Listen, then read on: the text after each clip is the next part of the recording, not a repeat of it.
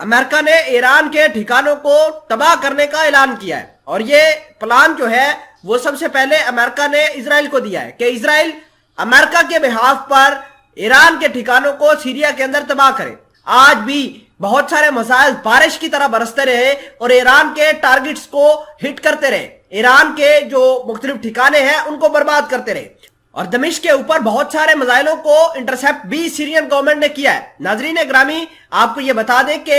پچھلے دنوں بھی ایک میزائل اٹیک کیا گیا تھا، اسرائیل کی جانب سے کچھ ایئر سٹرائکس کی گئی تھی، ایئرپورٹ کو نشانہ بنایا گیا تھا، حلب انٹرنیشنل ایئرپورٹ کو نشانہ بنایا گیا تھا،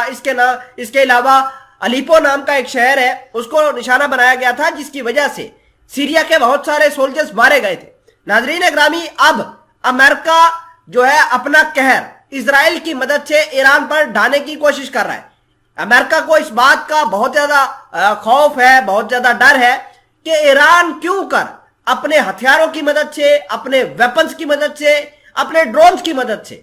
امریکہ نے آج ایک پریس بریفنگ شیئر کی ہے، اس پریس ریلیز کے اندر یہ کہا گیا ہے کہ ایران لگاتار ڈرونز کی مدد سے میڈیم ٹو شارٹ رینج کے میزائل جو ہیں وہ رشیا کو فراہم کر رہے ہیں، اور وہ رشین سیکیورٹی فورسز جو ہیں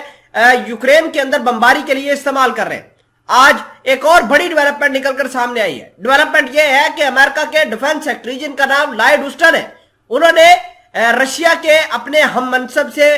ٹیلی فون پر رابطہ کیا ہے۔ اس فون کے اندر کیا کچھ ڈسکس ہوا ہے وہ بھی آج کی اس ویڈیو کا حصہ ہوگا۔ چھوٹی سی گزارش ہے کہ آپ ہمارا یوٹیوب چینل حسنا ٹی وی کو سبسکرائب کر کے پاس موجود گھنٹی کے نشان کو دبا لیں تاکہ لیٹسٹ نیوز آپ تک پر وقت پہنچتی رہے۔ دیکھیے کہ امریکہ یہ چاہتا ہے کہ برے کو نہ مارو، برے کی ماں کو مارو۔ امریکہ یہ چاہ رہا ہے کہ رشیا ہمارا اکیلا مقابلہ نہیں کر پائے گا، لہٰذا امریکہ نے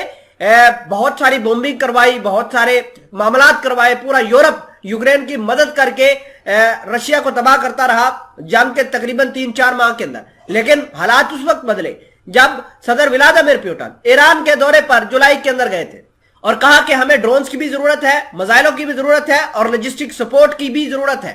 ایران نے وعدے کے مطابق ہر چیز فراہم کی، اور آج دیکھیے امریکہ اپنے اتنے خطرناک ہتھیاروں کے ساتھ یوکرین کے اندر بے بس نظر آ رہا ہے۔ امریکہ کے ڈیفنس سیکٹری لائڈ اوسٹن نے آج اپنے ہم منصب روسی ہم منصب سے ٹیلی فون پر رابطہ کیا اور کہا ہے کہ ایران کی جو انٹری ہے اس جنگ کے اندر وہ کم از کم بند کی جائے۔ اب دوسری جانب جہاں ان کے ڈپلومیٹک مینز اور ویز کے ذریعے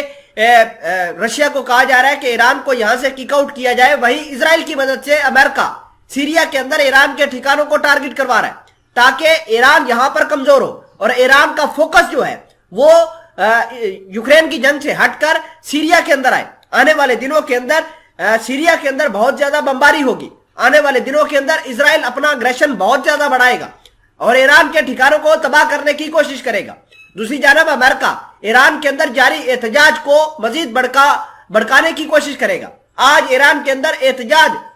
6 ہفتے ہو چکے ہیں اور احتجاج جاری ہے، اور ان کو سپورٹ کرنے والا امریکہ اور اسرائیل ہی ہے۔